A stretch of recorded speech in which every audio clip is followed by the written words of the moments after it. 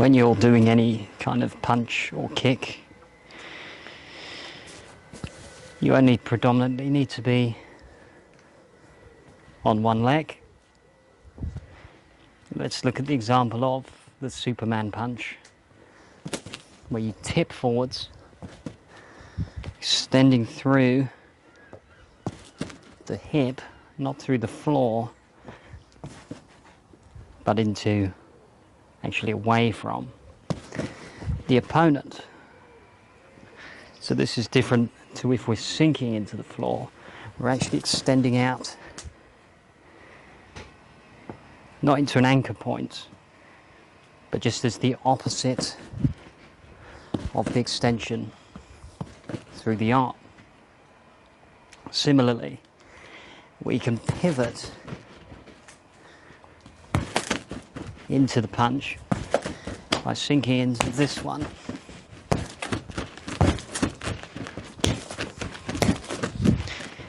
And just keeping the toe anchored into the floor. We can do this into the back leg, as in the hook. We can do it into the front leg. But each time there's either a drop into one side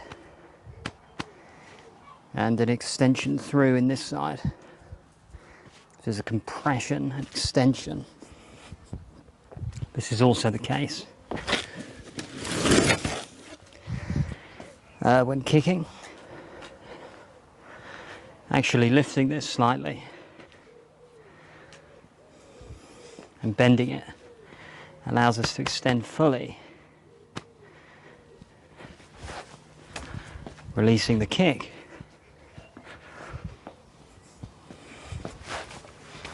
Like so.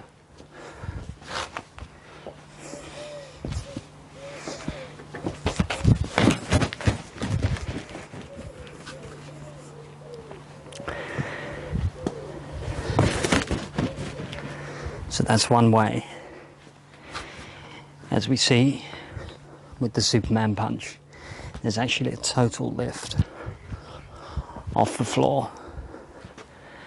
With other things, there's a pivot, but actually this pivot and the slight bend in the leg allows you to sink down and allows this one to actually lift as this one's sunk.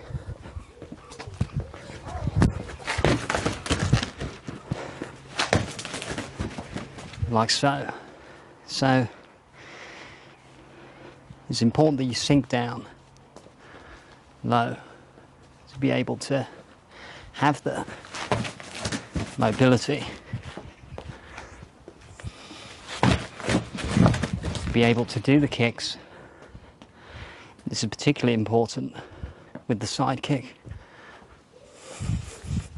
If you're not sunk down, it's difficult to actually bring it across enough in order to extend properly through the kick. So to recap, you don't need 2 feet on the ground. You can simply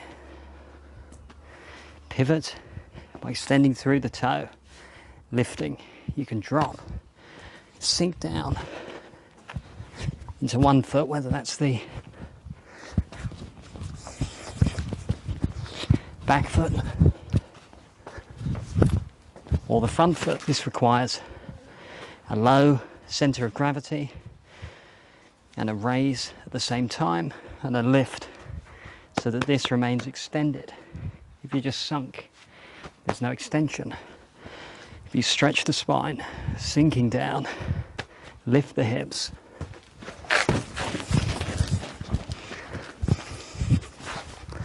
you'll always be stable yet flexible, able to bend with the wind, as it were. So the important thing is to extend through the hips and sink down, creating this lift. Now, if you want to lift from the crown and sink into the posture, one way is to imagine as if you have a hat or a cone on your head. This way, you're able to maintain an even keel, whatever you do, whether that's a stance, a dynamic movement,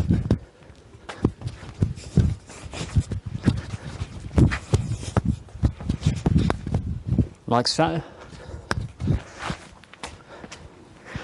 or anything. So we needn't just sink on the front foot and pivot.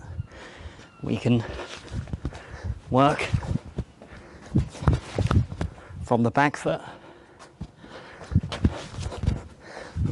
This gives us more rotation, but this one is in a state of dynamic extension, which means you don't get thrown off course. So this one's engaged, stopping the over swing, or this one's engaged, stopping the over swing. This also allows for greater flexibility. So if I'm to bend forwards, I start to feel a stretch in the hamstrings. If I sink down, lift, and then extend forwards, I can quite easily reach the floor in a way that would otherwise require excessive flexibility. An example of this is the axe kick, which often is said to require excessive flexibility of the hamstrings, but in fact, if you sink down, lift, it's quite easy to get full extension of the leg just by sinking down, just as it is to get full extension of the punch or the kick by sinking down into the stance. This is why in traditional martial arts, yes, there's a power, a rebound, a generative force from the ground up, but a lot of the time they focus on sinking into one leg, keeping balanced, extending through the hip and maintaining this throughout the kick.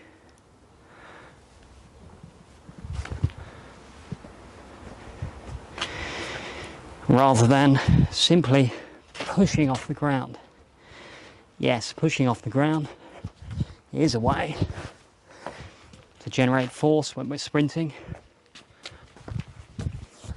However, it's not always the only way to generate extension and to gain that lift, that rebound, to extend and generate power.